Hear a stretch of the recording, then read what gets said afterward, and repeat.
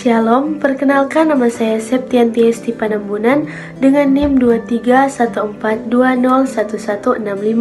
Saya dari kelas 6 semester 1. Dan video ini dibuat untuk memenuhi tugas ujian akhir semester Bahasa Indonesia dengan dosen pengampu Enci Jumlianti Lambayang, SPD MPD.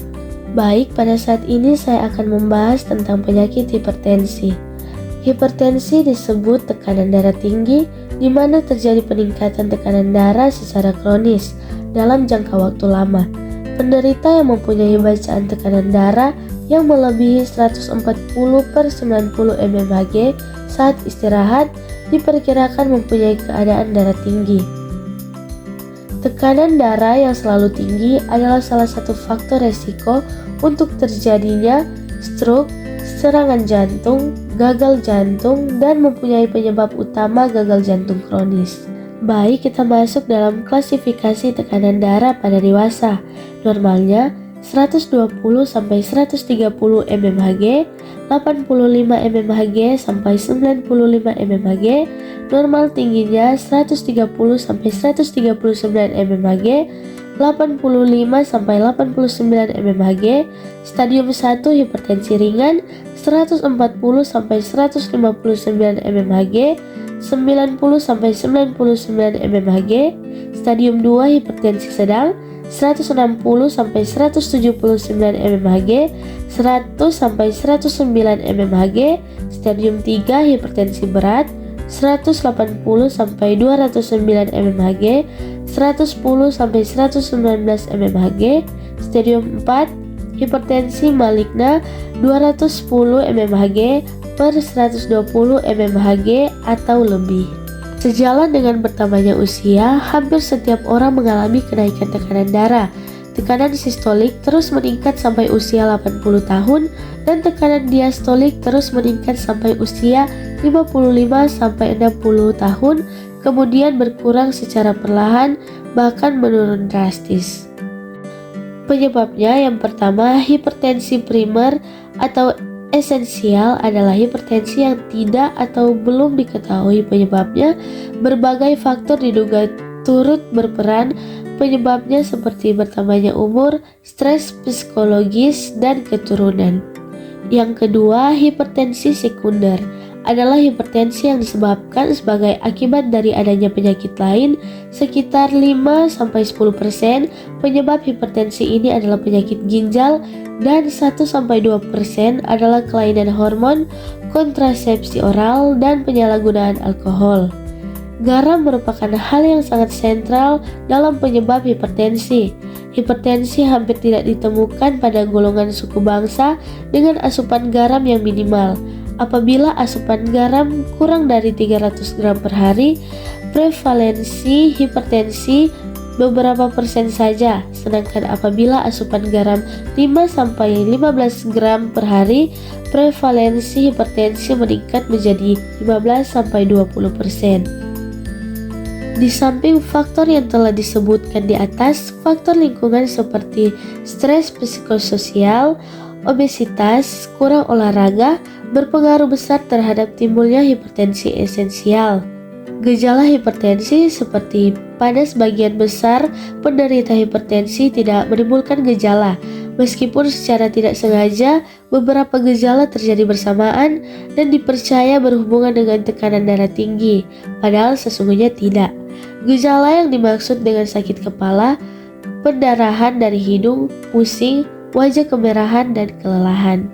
Gejala yang mungkin timbul karena ada kelainan pembuluh darah antara lain mimisan, kencing darah, penglihatan terganggu karena gangguan retina, nyeri dada, lemah dan lesu yang sering karena adanya gangguan iskemik pada pembuluh darah otak.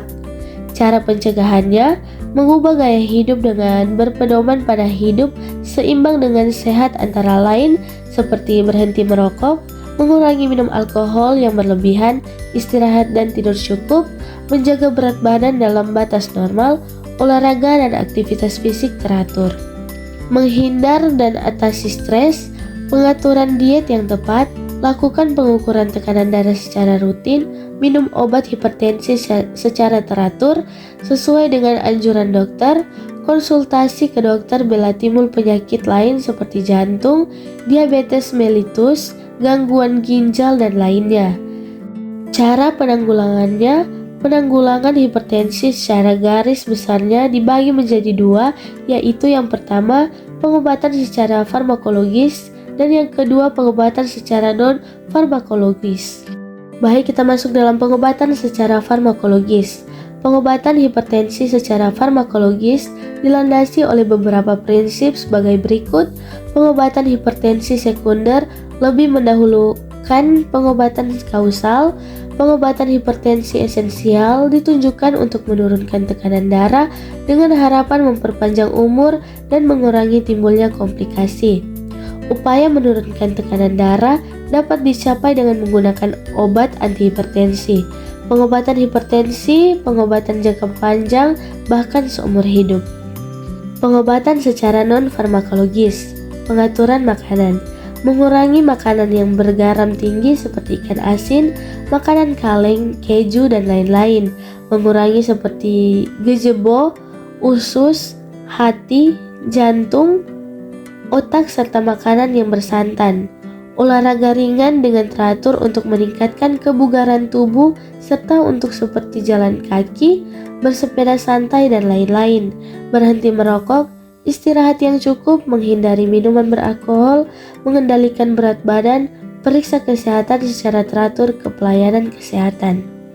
Kita masuk dalam kesimpulan. Kesimpulannya, tekanan darah tinggi adalah peningkatan tekanan darah yang disebabkan oleh karena ketidakkeseimbangan kontrol, pengatur di dalam tubuh, penyakit ginjal, penyakit tiroid, ataupun penggunaan obat-obat.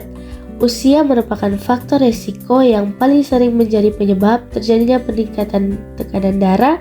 Semakin tua seseorang, maka elastisitas pembuluh darah meninggi sehingga cenderung jantung berupaya lebih keras untuk memompa darah. Seseorang yang mengalami tekanan darah tinggi akan menunjukkan tanda dan gejala yaitu sakit kepala, susah tidur, telinga berdengung, gangguan penglihatan, dan kaku kuduk. Apabila tidak ditanggulangi dengan baik, maka tekanan darah tinggi ini akan beresiko menyebabkan penyakit degeneratif lain seperti stroke, kerusakan pembuluh darah, pembesaran dan kegagalan jantung, retinopati, hipertensi, dan gagal jantung.